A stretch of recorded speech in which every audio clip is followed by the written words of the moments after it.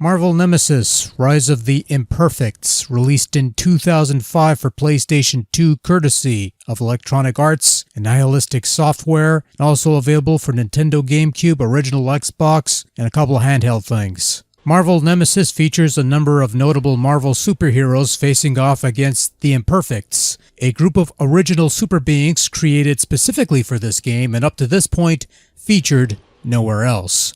The conflict between these two parties is naturally played out in the game's main story mode, divided into multiple chapters that has you playing as multiple characters throughout. The story mode is where you would unlock additional fighters and arenas for use in the game's versus mode, which can be played against either the computer or another human opponent, as well as additional gallery material including artwork, in-game cutscenes, and even pages for 2 full comic books, which is a nice little bonus of sorts, I suppose.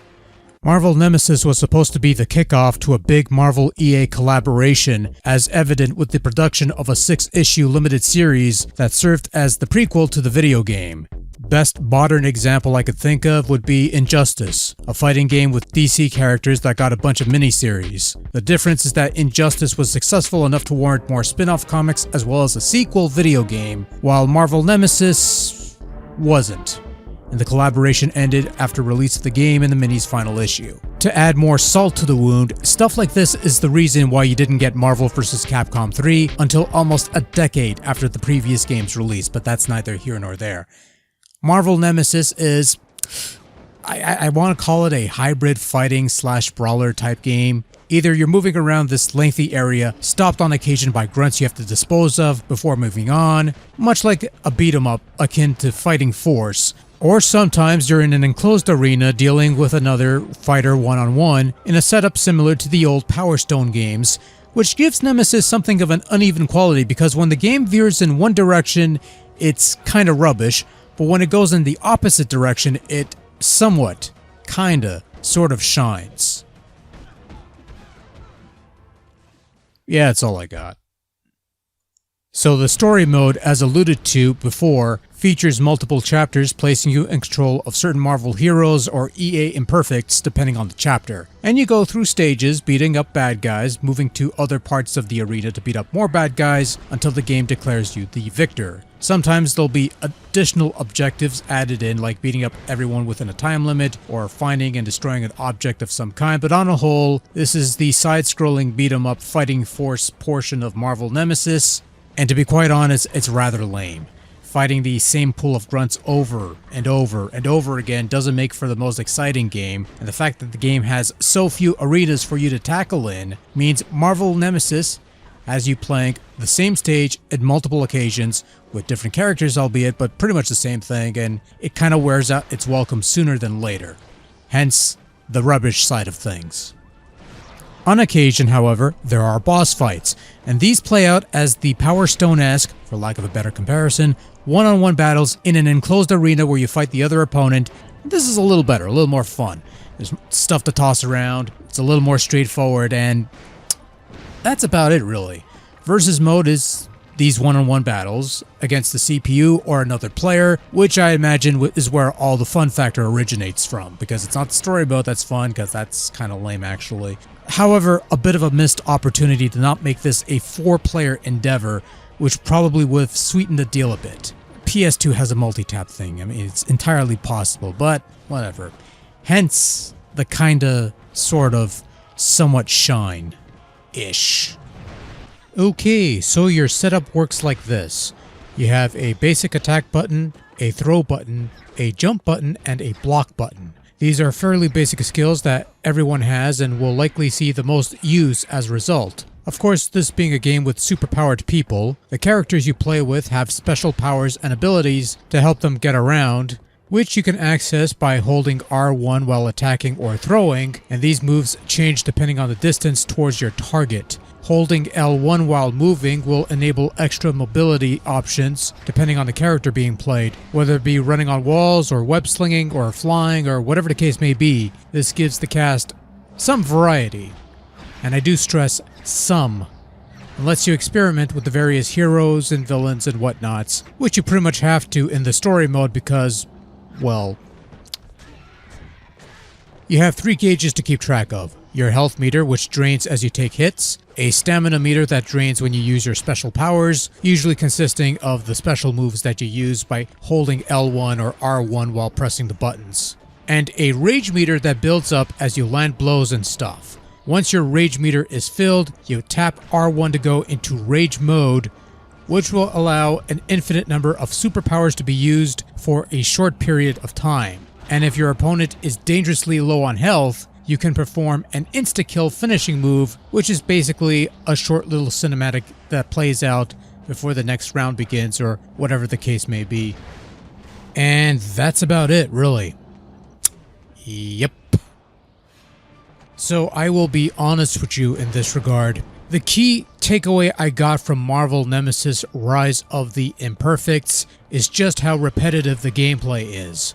Story mode has you roaming around the same 7 levels, fighting the same grunts with different characters who possess just enough variety in their superpower arsenal to move past the carbon copy phase. And even in that regard, it gets to a point where the superpowers become such an afterthought that once you stick with the time-honored tradition of tossing shit at your foes and hope they'll explode with enough force to careen the fool off the battlefield, or cross it at least, I find exploding cars and barrels are the truly useful weapons in curbing this rise of imperfects.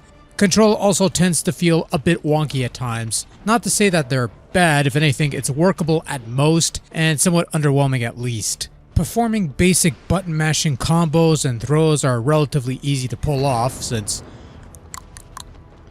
though trying to aim towards one target when you're surrounded by a group of them is a bit of a chore. Superpowers vary depending on the range, though sometimes it's not always clear where shooting from afar ends and digging adamantium into someone's skull begins. And of course, the spotty camera, which you can control somewhat at times, but it'll always try to find the least ideal angle for you. And yeah. Now, it's worth noting that a lot of the game's issues stem from its story mode, its single-player campaign as the cool kids call it. The versus mode, on the other hand, one-on-one battles restricted to a confined area with the only camera actions being various zooming levels to keep both competitors in frame, as well as occasional cuts for particularly stronger blows, is a little better. And like I said, a lot of the fun factor of Marvel Nemesis stems from this mode more than the other. And even though I said that clearing story mode missions is where you unlock stuff, you could also play like 100 or so matches in versus mode to slowly but surely unlock all the fighters and arenas. Versus mode does not fix everything, however. Controls are still somewhat wonky, heroes tend to feel somewhat samey at times, though I've heard some people complain about balance issues, but whatever. Tossing exploding shit is still the way to go, and again, restricting this to a 2-player affair is a bit underwhelming, when you could have easily have done 4 players. But if this were the whole game, it'd be a little better, I suppose. Just a bit. Not by much, but whatever. The most striking thing about Marvel Nemesis Rise of the Imperfect is the overall visual presentation, which is a lot of dark, grim, gritty, artsy-fartsy, charitably duotone, purposefully grainy at times. It's not the most appealing presentation, and quite frankly, it's kind of ugly as sin. But to be fair, back in the day, I thought it made for a pretty unique look to a video game at the time. Well, with all the lighting and shadows being applied, it made for a nice look at the time. Somewhat unique.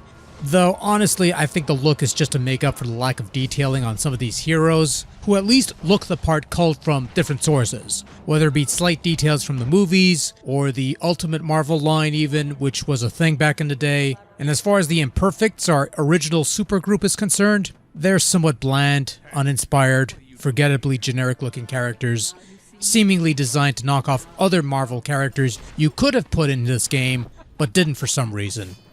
So yeah, I see why these guys never caught on back in 2005, but hey, if this were done today, it'd be a full-blown miniseries on Disney+.